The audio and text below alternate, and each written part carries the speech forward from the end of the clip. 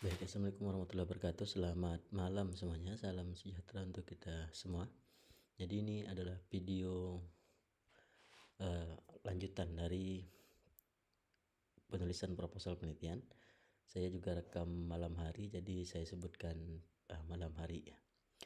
Baik, kita lanjutkan kemarin sampai pada latar belakang penelitian, dan sekarang kita akan melanjutkan pada rumusan masalah, tujuan penelitian, sampai pada bagian daftar pustaka.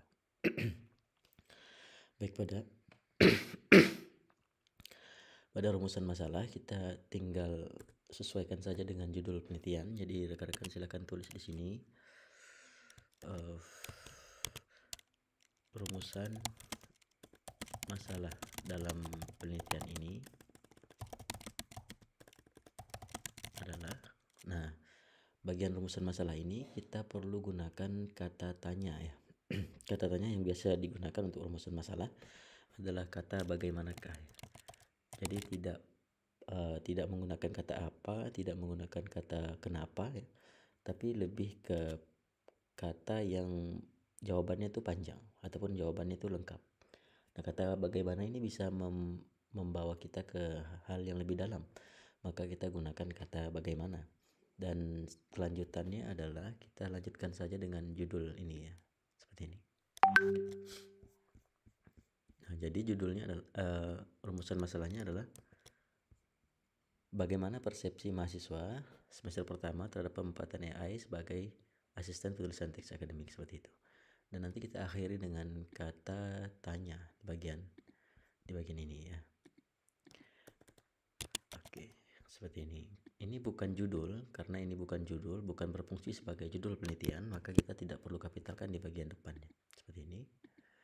Nah, untuk rumusan masalah ini sebenarnya rekan-rekan kalau untuk skripsi dia biasa tidak boleh kurang dari 3 masalah ya. Jadi rekan-rekan kalau persepsi itu bisa dibagi menjadi 3 masalah sebenarnya. Tapi saya untuk mata kuliah ini kita khususkan saja satu masalah yang kita gunakan. Jadi sebenarnya kalau untuk skripsi rekan-rekan akan belajar kembali di bagian metodologi penelitian nanti di khusus untuk mata kuliahnya sendiri bagaimana cara perumusan dari rumusan masalah itu, dan rumusan masalah itu tidak boleh kurang dari 3 masalah. Baik, tujuan penelitian ini adalah apa yang akan kita tuju ya, dan ini berkaitan dengan masalahnya. Berarti kita tulis di sini dulu.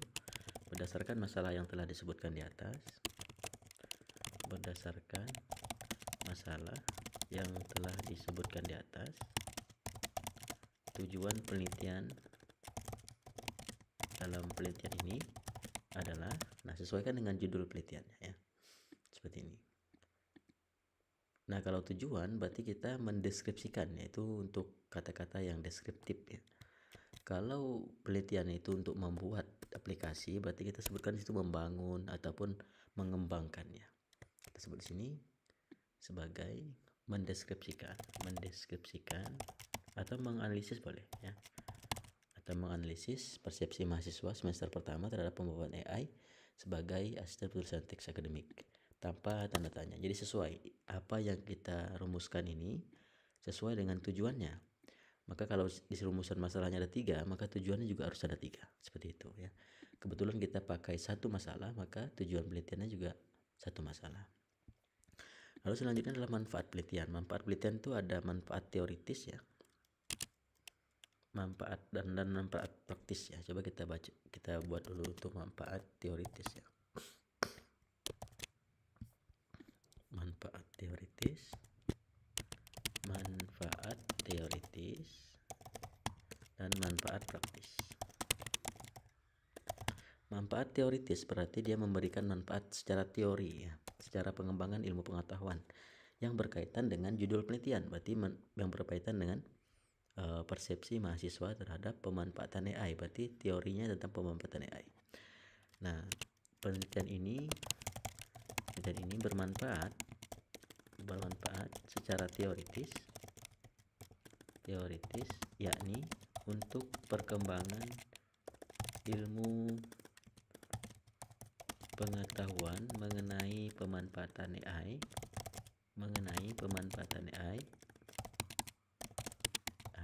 dalam penulisan teks akademik ya, seperti itu. Cukup satu kalimat saja. Lalu untuk manfaat praktisnya, manfaat praktis ini pengguna ya, mempraktikkan berarti ya. Berarti kalau praktik ini kita bisa lihat manfaat praktisnya adalah untuk dipraktikkan ya. Penelitian ini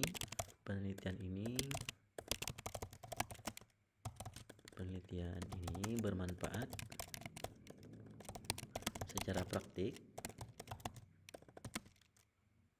yang dapat digunakan, praktik yakni bagi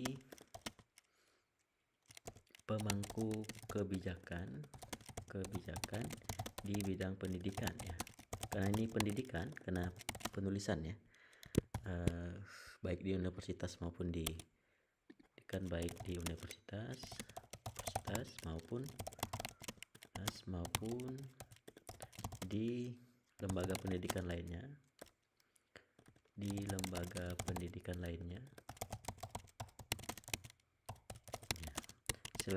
Selain untuk pemangku kebijakan, yaitu penelitian ini juga bermanfaat bagi peneliti di bidang pemanfaatan AI sebagai bahan pembelajaran atau khususnya di bidangnya pada penulisan teks akademik. Tentunya ini harus sesuai dengan judul rekan-rekan ya. Kalau judulnya misalnya pemanfaatan AI dalam pengaturan trafik lalu lintas, berarti untuk pemerintah ya, dan untuk peneliti ya. Untuk pemerintah dan untuk peneliti. Untuk kepolisian misalnya seperti itu, boleh dimasukkan di bagian ini.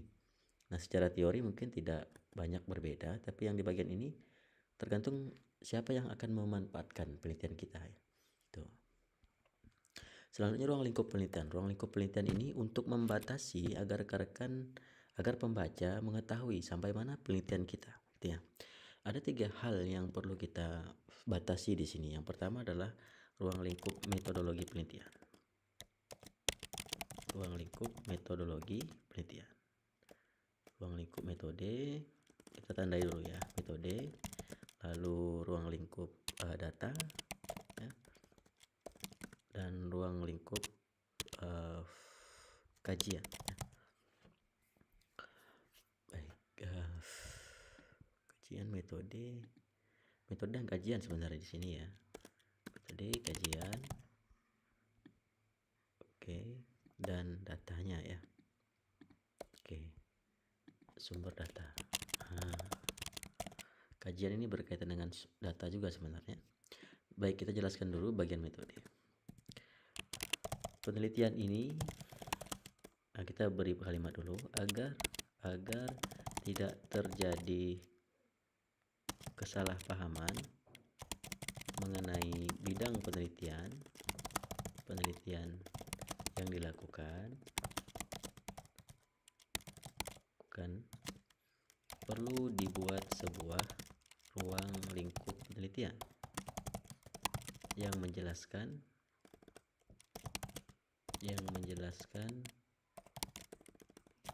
sejauh mana penelitian ini akan dilaksanakan. Yang pertama adalah penelitian ini memanfaatkan metode penelitian yang kualitatif. Nah, kualitatif ini berkaitan dengan datanya ya. Kalau rekan-rekan menggunakan data berupa angka atau statistik, maka kuantitatif. Kalau rekan-rekan menggunakan wawancara, maka dia kualitatif. Kalau rekan-rekan melakukan observasi, maka dia kualitatif ya, observasi di lapangannya. Kalau rekan-rekan membuat pengembangan data, pengembangan alat misalnya, itu termasuk dalam metode penelitian pengembangan. Maka dipilih saja, karena saya ini wawancara nanti dengan mahasiswa, maka saya akan gunakan kualitatif. Nah, kajian dalam kajiannya kita fokuskan. Kajian dalam penelitian ini berfokus pada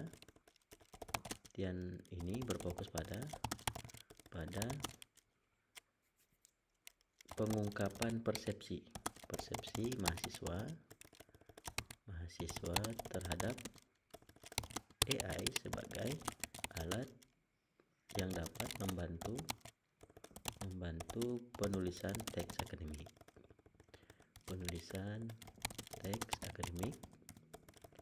Oke. Dan sedangkan sumber data penelitian ini, dalam penelitian ini berfokus pada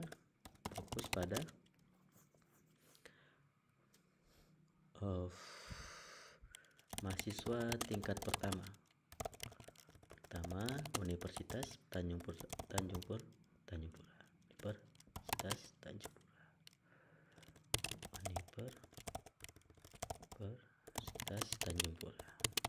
Baik, dan di sini kita akan menemukan ada kesamaan dengan metodologi ya. Namun pada bagian metodologi kita tidak tentunya lebih lengkap penjelasannya tentang ini. Tidak sependek ini, karena ini hanya menjustiskan saja, menyebutkan saja apa yang akan kita gunakan dalam penelitian kita. Sedangkan kalau di metodologi kita secara lengkap menyebutkannya, dan itu perlu disebutkan semua. Nah, ini ada 3 tadi. Ada yang pertama adalah apa metodenya, apa kajiannya, dan apa sumber data penelitian. Oke, sumber data dalam penelitian ini. Oke. Baik, setelah itu adalah penjelasan istilah. Penjelasan istilah ini hampir sama juga dengan kajian teori, tapi secara singkat saja penjelasan istilah ini. Nah, ini karena memang kenapa dia letaknya di bagian atas, karena untuk memudahkan orang yang membaca artikel kita langsung memahami apa yang kita akan lakukan.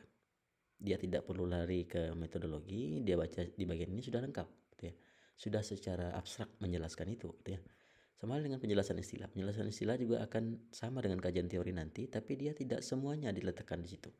Hanya bagian-bagian saja ya, bagian tertentu saja, dan hanya sedikit saja yang dijelaskan. Nah, kita sama kita buat kalimat juga agar tidak terjadi kesalahpahaman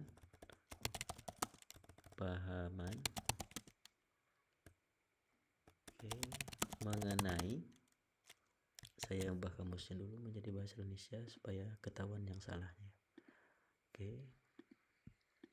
Mengenai, ini kan banyak tipunya ya, susnya mengenai mengenai istilah yang digunakan dalam penelitian ini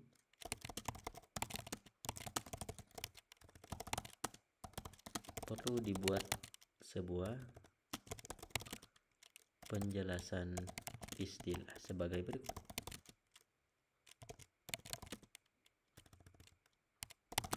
Oke, istilah pertama yang kita harus jelaskan sesuai dengan judul penelitian ya. Sesuai dengan judul penelitian. Maka kalau judul penelitian kita ini misalnya, ini kita harus jelaskan beberapa konsep-konsep yang ada di situ, istilah-istilah yang digunakan di situ ya. Yang pertama ada persepsi ini. Persepsi adalah di sini berikan pemahaman tentang persepsi. Nah, ini perlu rekan-rekan citasi juga ya. Apa itu persepsi? Berarti pengertian persepsi. Oke. Yang kedua adalah AI. Yang ketiga adalah penulisan teks akademik. Penulisan teks akademik. Ada mahasiswa juga di sini sebenarnya untuk dijelaskan, tapi tidak perlu sepertinya. Kita jelaskan karena udah umum. Yang tidak umum saja yang kita jelaskan. Ada persepsi. Persepsi adalah apa? Di sini silakan disitasi. Persepsi adalah ya, nanti dicari saja ya pengertian persepsi. Hanya satu citasi saja. Oke, saya tandai saja. Berikan pengertian tentang persepsi menurut penjelasan istilah ini. AI apa ya? AI adalah ya. Berikan satu citasi di bagian ini untuk menjelaskan apa itu AI. Menurut kita ya, menurut panduan kita ya. Apa AI? yang kita anut teorinya gitu ya. Dan ini penulisan teks akademik atau teks akademik boleh ya. Ini penulisan juga harusnya ya. Kita berempat lah ya. Penulisan adalah itu ya. Nanti cari di artikel teks akademik. Cara nyarinya mudah ya. Tinggal rekan-rekan cari di Google Scholar, buka Google Scholar-nya. Lalu di sini Google Scholar, cari pengertian persepsi. Cari yang persepsi adalah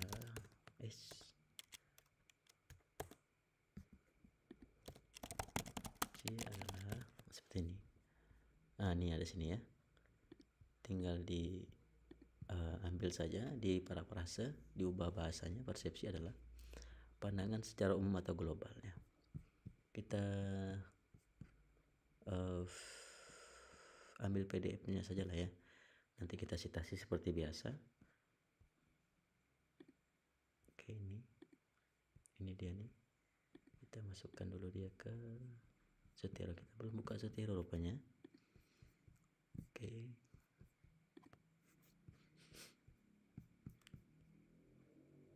AI ada persepsi ya. Ini dia. Bawa ke sini. Salah. Ulang.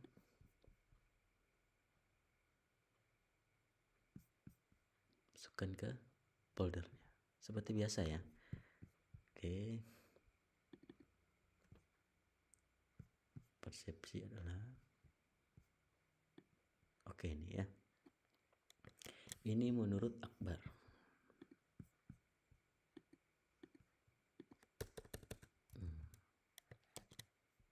Ini perlu tentunya perlu di parafrasa ya. Persepsi merupakan itu ya parafrasanya ya, merupakan. Nanti rekan-rekan juga harus parafrase semua bagian-bagian yang sudah diambil tuh ya. Persepsi merupakan pandangan secara umum ataupun global, pandangan umum maupun global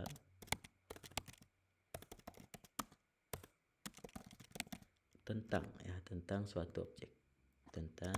Bahasanya tentang suatu objek dilihat dari beberapa aspek. Tentang objek tertentu, misalnya objek tertentu yang dipandang dari aspek-aspek tertentu, dari aspek-aspek tertentu yang dipahami dari penglihatan seseorang. Ini sudah diparafrase dari Akbar tadi ya. Satu kalimat saja yang citasi. Oke. Langsung masukkan Akbar.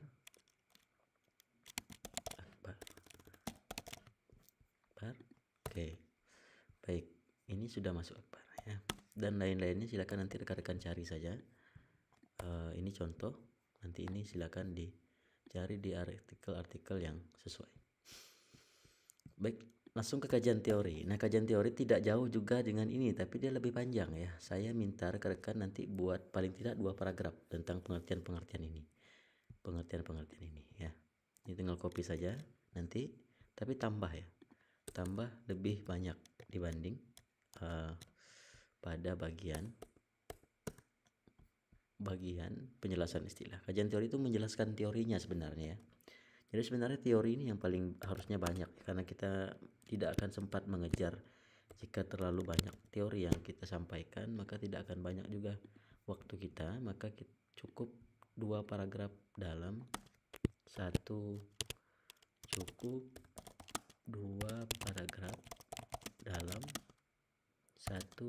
penjelasan teori. Oke. maka persepsi ini dijelaskan 2 paragraf, ya AI juga dijelaskan 2 paragraf, penulisan juga dijelaskan 2 paragraf. Oke, seperti itu. Nanti dijelaskan saja, harus dengan citasi paragraf-paragrafnya ya. Ingat, harus ada citasinya. Baik, ini terakhir berarti metodologi penelitian. Ini metodologi penelitian ini agak banyak kita mensitasi juga. Nah, ada beberapa hal yang perlu kita jelaskan pada bagian metodologi. Yang pertama adalah apa metode yang kita gunakan.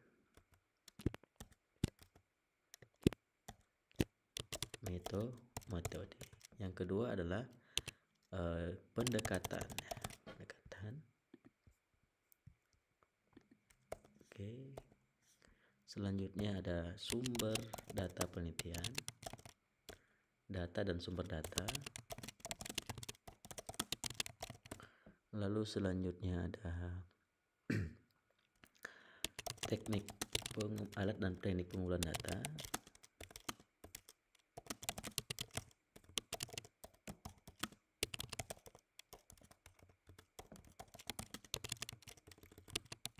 Sebenarnya di sini ada wilayah ya, wilayah tempat penelitian. Nanti kita jelaskan bagaimana kita menjelaskan wilayah penelitian itu ya. Lalu ada teknik keabsahan data.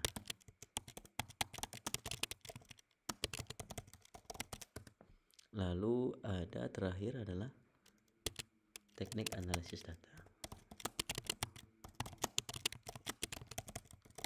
Nah, ini hanya penandanya, rekan-rekan nanti silakan isi bagian-bagian paragrafnya. Yang pertama adalah metode penelitian. Metode yang digunakan dalam penelitian ini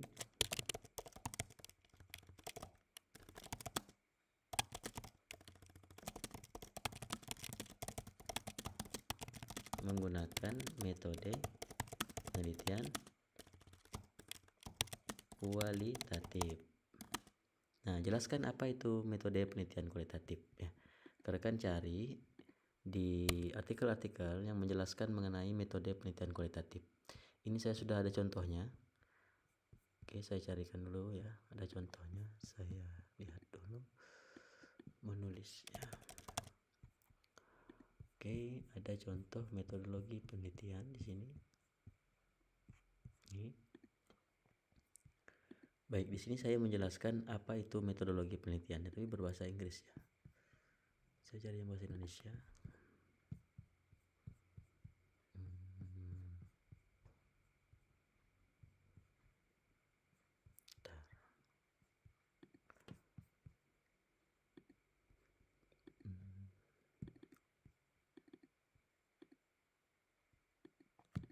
Nih.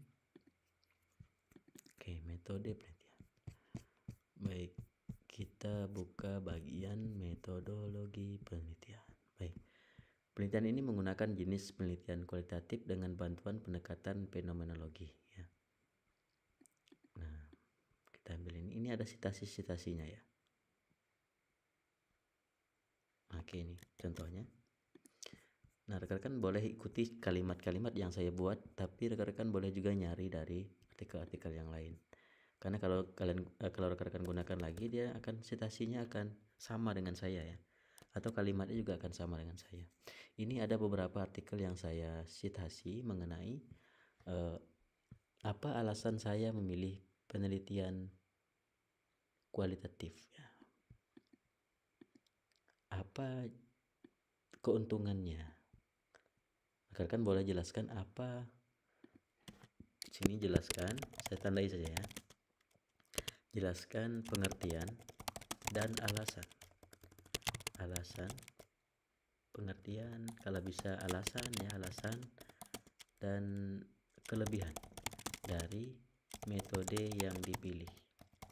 Disitasi ya. Nanti artikelnya tuh boleh rekan-rekan cari dengan di Google Scholar-nya, buka Google Scholar, lalu qualitative research ini. Di sini ada beberapa artikel yang membahas mengenai itu. Ini ada Fosse, Patak, ini saya ada citasi. Nah, ini dan lain sebagainya. Nanti baca apa pengertiannya, apa kelebihannya, ambil semua saja di situ, masukkan ya. Supaya kita paham dengan penelitian kualitatif ataupun penelitian kualitatif atau kuantitatif yang kita pilih ya.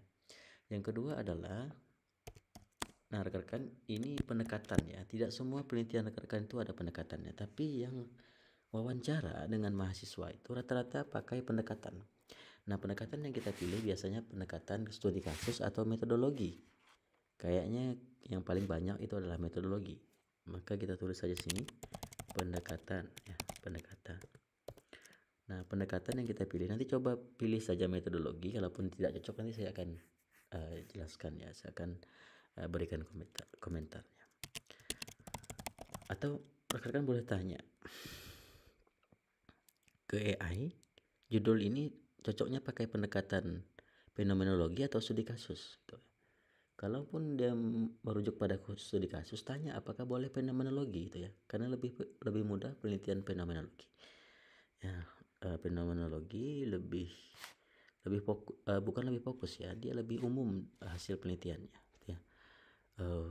Dia tidak mengeneralisasi seperti studi kasus, tapi hasilnya itu lebih bisa meyakinkan untuk diambil sebagai bahan pertimbangan pada penelitian-penelitian yang lainnya seperti itu. Nah, pendekatan yang digunakan dalam penelitian ini adalah menggunakan pendekatan fenomenologi. Rekan-rekan yang membangun atau pengembangan tidak ada pendekatan di situ, jadi tidak perlu.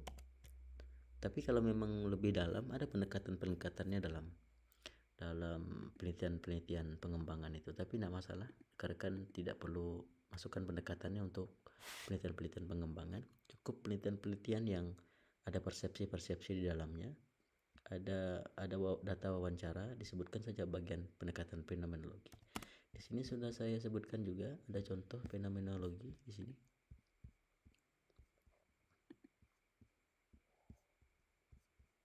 Pendekatan penelitian fenomenologi dengan dasar pemilihannya ini ya, sampai bagian ini contoh.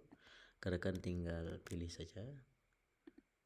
Hanya saja saya masih belum ubah yang saya ubah ya.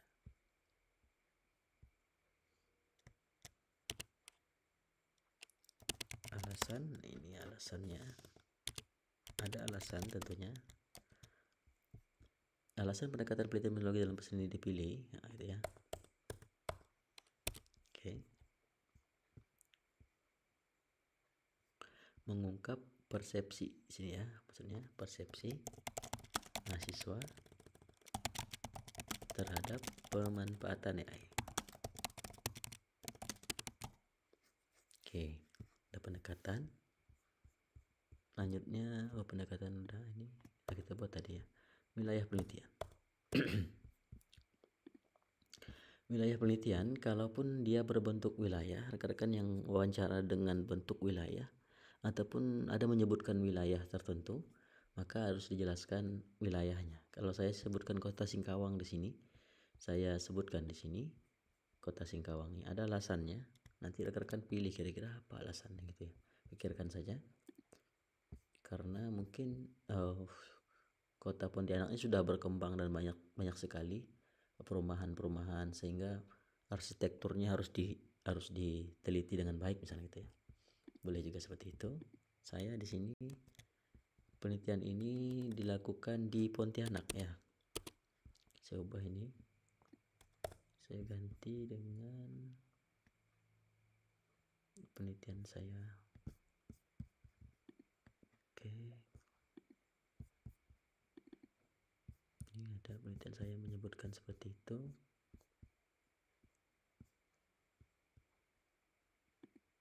Nah, ini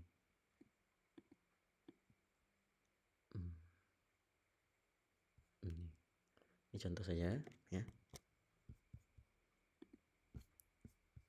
Oke.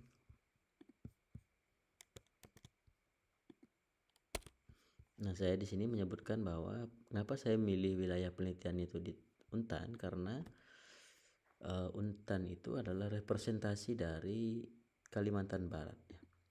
Dan di Kalimantan Barat ini yang kita ketahui bahwa literasinya rendah ya. Paling rendah di peringkat ketiga terendah setelah Papua Barat dan Papua. Dan tingkat literasi digitalnya tinggi. Nomor 2 dari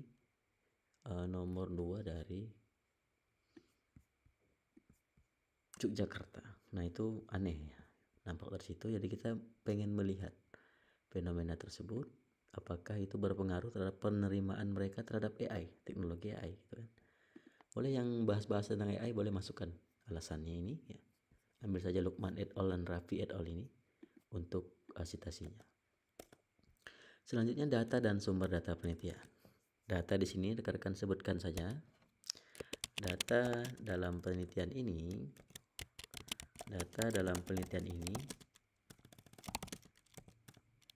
merupakan tanggapan. Karena saya wawancara, maka datanya adalah tanggapan dari responden penelitian mengenai pemanfaatan AI sebagai alat yang membantu penulisan teks akademik yang diambil dari sumber data penelitian yang dikumpulkan melalui sumber data penelitian ya, berupa mahasiswa tingkat pertama tahun ajaran 2024-2025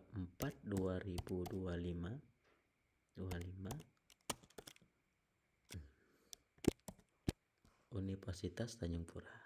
Prodinya boleh disebutkan kalaupun ada prodinya. Program studi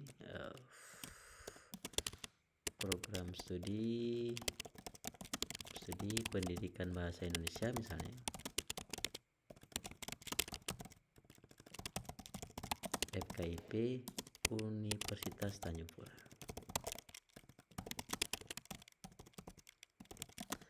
Nah, pemilihannya itu dijelaskan juga di sini ya, kenapa mereka dipilih dan bagaimana cara memilihnya. Pemilihan data penelitian, pemilihan responden penelitian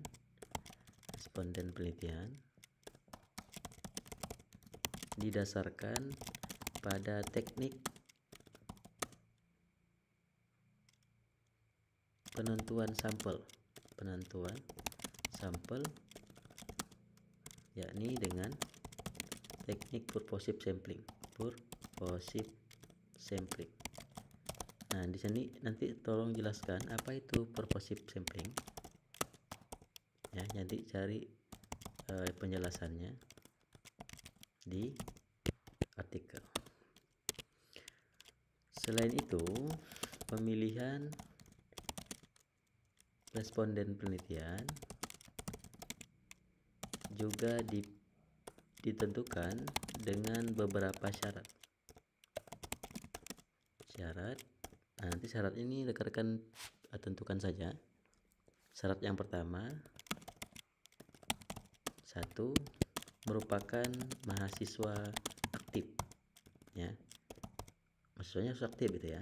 Yang kedua, telah berada pada semester 1.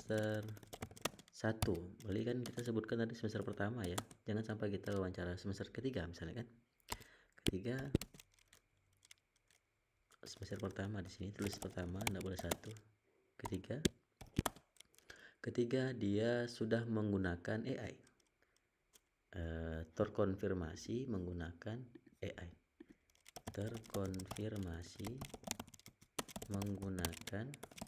AI. Dalam penulisan teks akademik. Nah, seperti ini ada 3 saja cukup.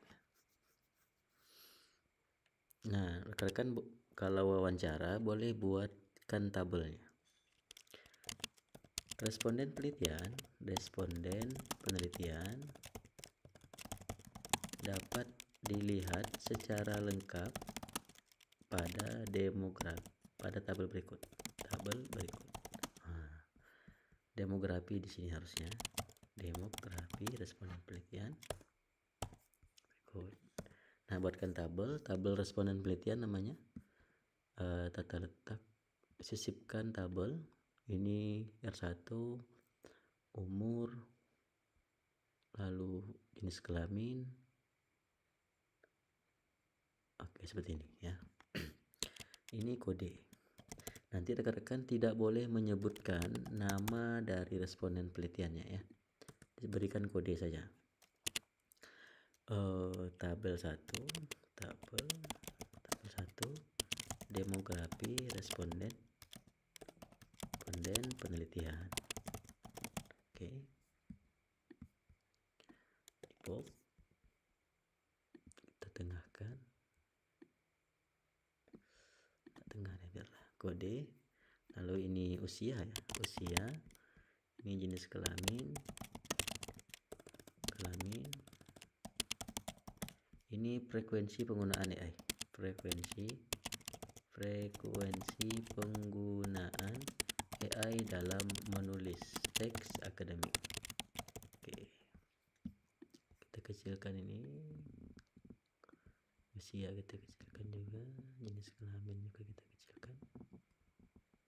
Nah, ingat tadi karena kita tidak boleh menyebutkan nama respondennya karena itu adalah berkaitan dengan privasi ya. Maka kita sebutkan sini kodenya R1 ya. R1 untuk responden 1, R2 untuk responden 2. Ini kita tandai dulu ya kan, karena kita belum penelitian. Ini contoh saja. R4, R5 dibuat saja, jangan diisi dulu ya. Contoh saja ini ya. Nanti saat kita sudah turun lapangan, udah wawancara, kita bisa isi ini tentunya ya. Oke, lalu kita lanjut saja langsung ke teknik pengumpulan data. Alat dan teknik pengumpulan data. Baik. Karena kita menggunakan metodologi kualitatif, maka yang paling dekat cara kita mengumpulkan data adalah observasi dan wawancara. Sedangkan pada pemanfaatan ini kita hanya memanfaatkan wawancara saja, cukup satu metode teknik pengumpulan data. Ini teknik dan alat pengumpul data ya. Teknik dan alat pengumpul data. Teknik dan alat pengumpulan data. Baik, data dalam penelitian ini kita sahkan saja pengumpulannya dengan wawancara kalau dia kualitatif. Kalau kuantitatif biasanya pakai survei, kuesioner ya, dan lain sebagainya. Baik, di sini kita sebutkan bahwa kita mengumpulkan data dengan teknik kualitatif, maka kita gunakan dengan wawancara. Data dalam penelitian ini, data dalam penelitian ini dikumpulkan melalui teknik wawancara semi terstruktur. Baik, ada tiga jenis wawancara itu ya. Ada yang terstruktur, semi terstruktur, dan tidak terstruktur.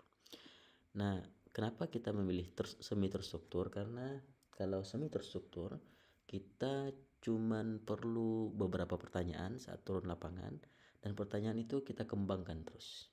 Nah, biasanya seperti itu, lebih mudah kita. Kalau terstruktur berarti pertanyaannya sudah kita siapkan dan tidak boleh berubah pertanyaannya.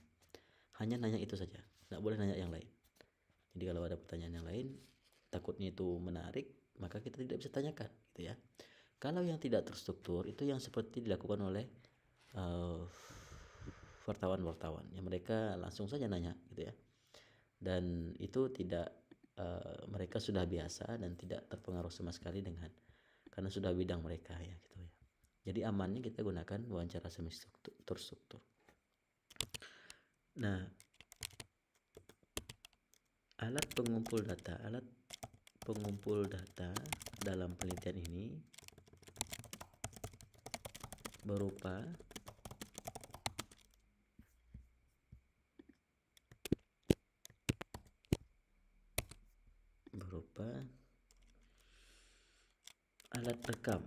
alat perekam suara dan alat tulis. Seperti itu, sebutkan saja. Boleh sebenarnya rekan-rekan jelaskan alat perekam suara digunakan untuk apa, alat tulis digunakan untuk apa. Lihat saja penelitian-penelitian terdahulu yang menyebutkan itu ya. Saya ada sebutkan di sini biar lebih jelas ya.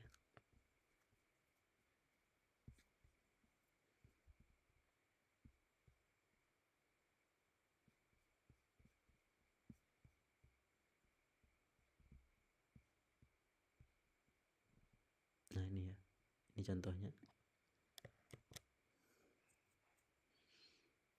Nanti saya lihatkan saja ya, kira-kira seperti ini. Nah, ini tentang penelitian saya di Google Dokumen, tapi tidak cocok kalau saya masukkan ke situ, nanti bingung pula rekan-rekan ya. Ini contoh saja, nanti dilihat ini.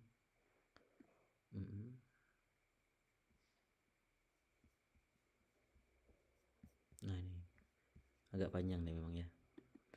Lalu disebutkan juga ada masalah ya, tapi kalau semakin panjang sebenarnya semakin bagus, semakin jelas gimana cara ngambil datanya.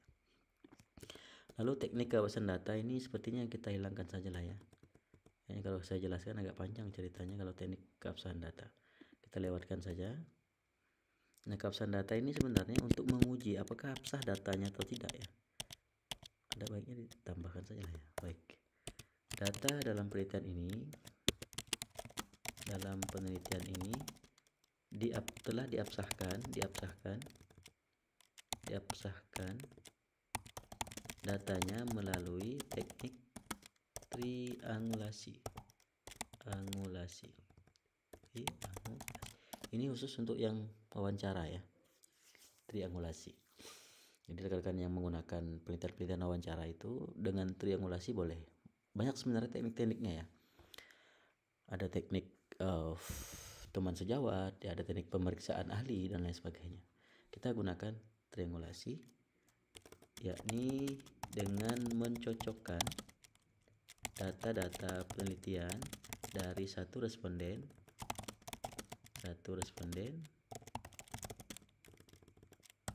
dengan responden yang lain.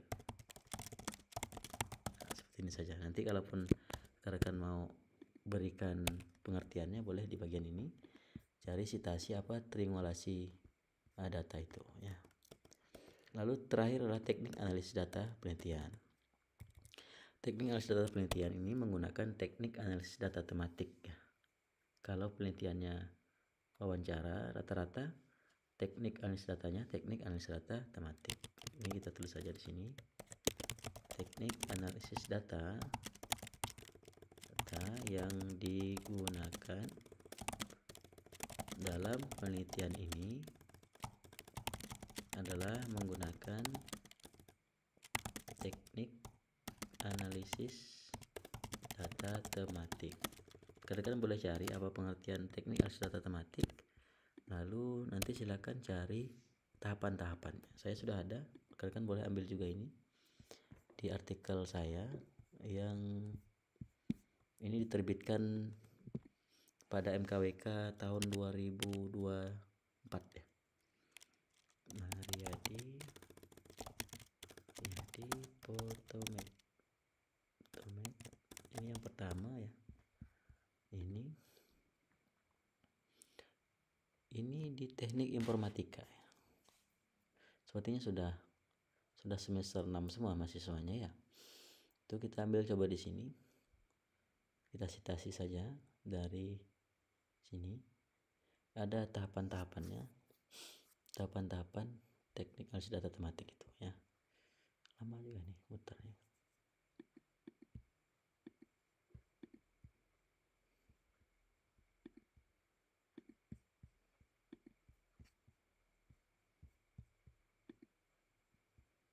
Atau yang ini ChatGPT Mariadi. Ini ada juga ini juga informatika ini. Pauzan dan siapa namanya.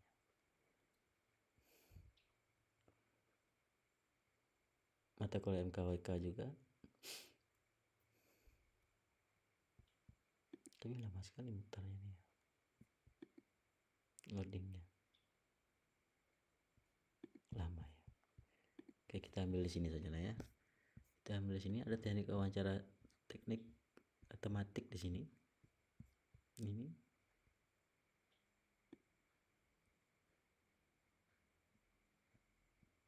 Nah, ini. Terlalu panjang juga ya. Kita tunggu yang ini saja. Ini sudah ya. Ini yang bersama Zaim ya, Zaim Sidki dan lain sebagainya. Coba kita buka PDF-nya. ini dengan Asri Dimas Fauzan Al Asri, namanya itu balik-balik kemarin masukannya, PDF-nya susah begini. Oh, ini sudah ada Zotero ya, PDF.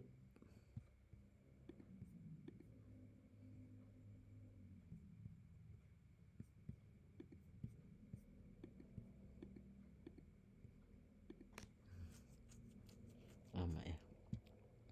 Nah, di sini boleh nanti rekan-rekan ambil, tentunya citasi juga tulisan kami ini untuk ngambil bagaimana teknik analisis data tematik itu, tinggal copy saja nanti di parafrase.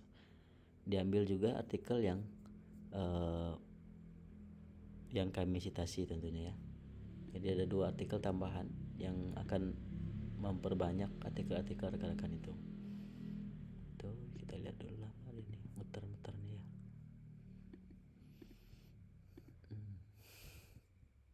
Tuh, sementara kita menunggu lah ya, kita tunggu, kita selesaikan dulu yang bagian daftar pustaka. Baik, daftar pustaka ini rekan-rekan tinggal munculkan saja daftar pustakanya ya, nomor 8. Oke, cara munculkan daftar pustakanya silakan enter saja, lalu klik Zotero, lalu klik add bibliografi di bawah daftar pustaka itu ya, klik saja, nanti muncul daftar pustakanya. Ini daftar pustakanya, ada banyak ya, 1, 2, 3, 4, 5, 6, 7, 8, 9, 10, 11, 12, 13, 14, 15, 16, 17, 18, 19, 20, 35 artikel ya, 35 artikel. Oke, lumayan ya, lumayan banyak. Belum kita tambahkan tadi di dalam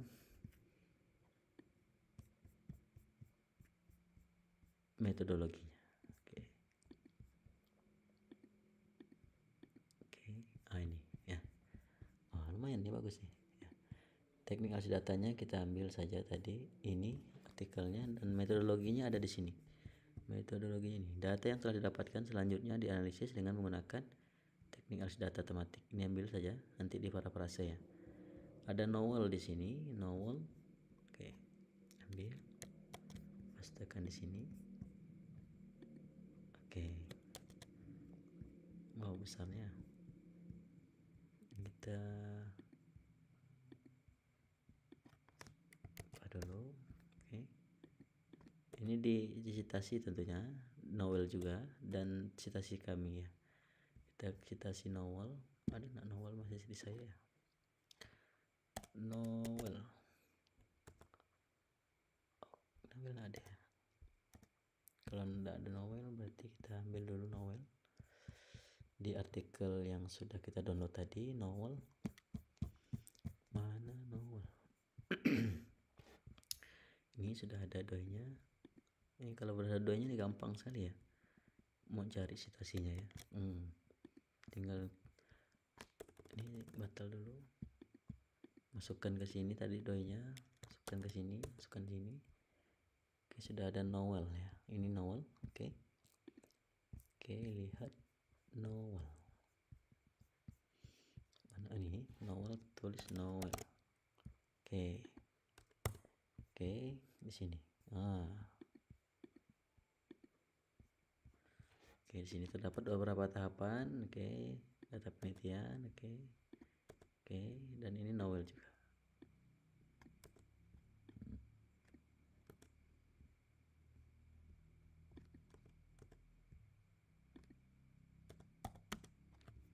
Memproduksi laporan terakhir apa tadi?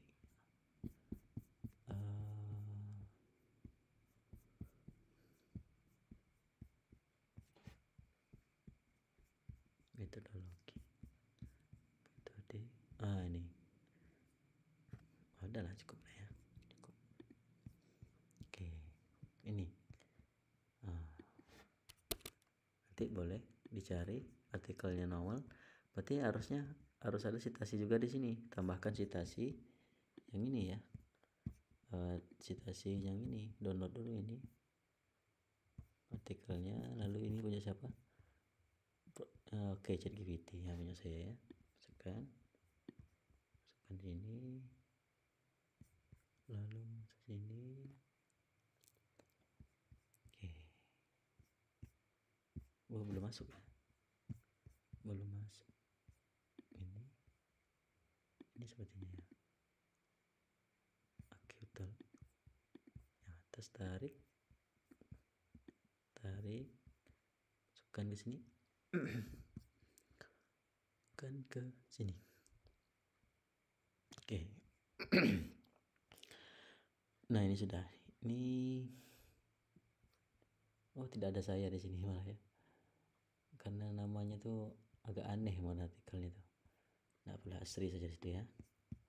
Masukkan Asri. Nah, harusnya diubah ada nama saya di situ ya. Asri.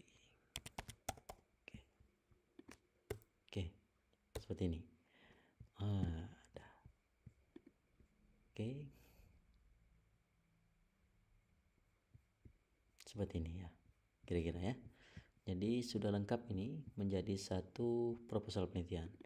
Baik, kita ubah dulu marginnya di sini. Atas kemarin kita ubah 3 cm, 4 cm ya.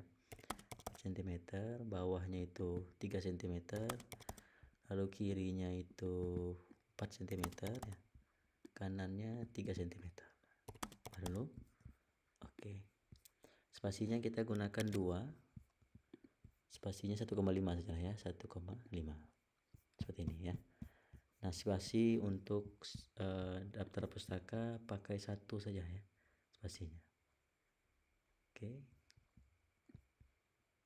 1. Lalu mohon dirapikan yang belum rapi. Oke. Harusnya ke depan. Seperti ini. Oke, kalau udah rekan-rekan tambahkan, sepertinya sampailah 20 halaman ya. Untuk daftar pustaka ya.